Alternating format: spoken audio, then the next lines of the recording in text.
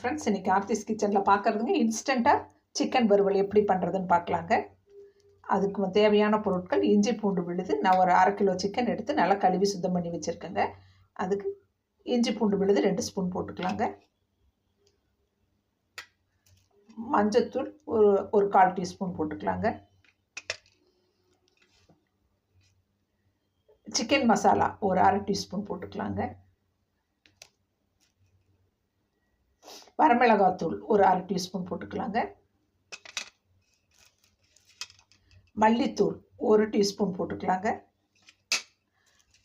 சாம்பார் தூள் ஒரு 1/4 டீஸ்பூன் போட்டுக்கலாங்க. உப்பு தேவையான அளவுங்க. உப்பு காரம் அவங்கவுங்களுக்கு எவ்வளோ தேவையோ போட்டுக்கோங்க. உப்பு ஒரு 1/2 ஸ்பூன் போட்டுங்க. தயிர் 1 கப்பு. இதை அப்படியே போட்டுக்கலாங்க. ஈஸியாக பண்ணிடலாங்க. இதெல்லாம் ரெடி பண்ணி வச்சிட்டோம்னா இதை நல்லா பெசரி விட்டுக்கலாங்க.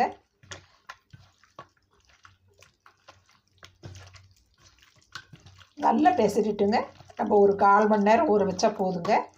அப்புறம் டக்குன்னு நம்ம தாளிச்சிடலாங்க. இதை அப்படியே அமுத்தி வச்சிடலாங்க. சூப்பராக இருக்குங்க. இது சாம்பார் சாதம், பிரியாணி எல்லாத்துக்குமே சூப்பராக இருக்குங்க. இதை அப்படியே ஊறட்டுங்க. இப்போ ஒரு 4 ஸ்பூன் ஆயில் ஊற்றிருக்கேங்க. இதுக்கு பட்டை, கிராம்பு, சோம்பு எதுவும் போட வேண்டியது இல்லைங்க. இன்ஸ்டன்ட் சிக்கன் வறுவலுக்கு வெங்காயம் போட்டுக்கலாங்க. ஒரு பெரிய வெங்காயம் நீளமாக எடுத்து வச்சுருக்கேன். 2 கருவேப்பிலை தழை போட்டுக்கலாங்க. ஒரு குட்டியாக தக்காளிங்க, ஒன்றே ஒன்று குட்டி தக்காளி போட்டுக்கலாங்க. தயிர் ஊற்றிருக்கோம், அதனால் சின்ன குட்டி பழம் போட்டால் போதுங்க. இதை நல்லா வதக்கி விடலாங்க. இதை நல்லா வதக்கிட்டுங்க. அப்போ இதில் அப்படியே இந்த பூண்டு பல் தட்டி போட்டுக்கலாங்க.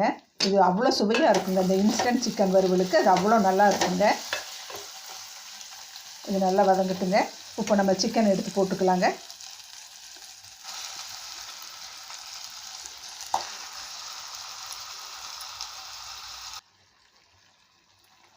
இப்போ நல்லா சிக்கன் வதங்கிடுச்சுங்க. இப்போ என்ன பண்ணலாங்க, கொஞ்சமாக தண்ணி ஊற்றிக்கலாங்க. பாருங்கள், இந்த கிண்ணத்தில் நான் கழுகி வச்சுருக்கேன். நல்லா கொஞ்சமாக போதுங்க. இதை நல்லா கலக்கி விடலாங்க. இப்போ அப்படியே குக்கர் மூடி போட்டு வச்சிடலாங்க.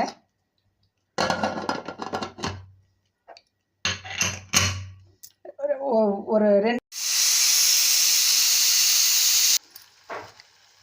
சூப்பராக ரெடி ஆகிடுச்சுங்க இன்ஸ்டன்ட் சிக்கன் வறுவல். இப்போ நம்ம பிளேட்டிங் பண்ணி பார்க்கலாங்க. இப்போ நம்ம டேஸ்ட் பண்ணலாங்க. இன்ஸ்டன்ட் சிக்கன் வறுவல் சூப்பராக ரெடி ஆகிடுச்சுங்க. சூப்பராக இருக்குங்க.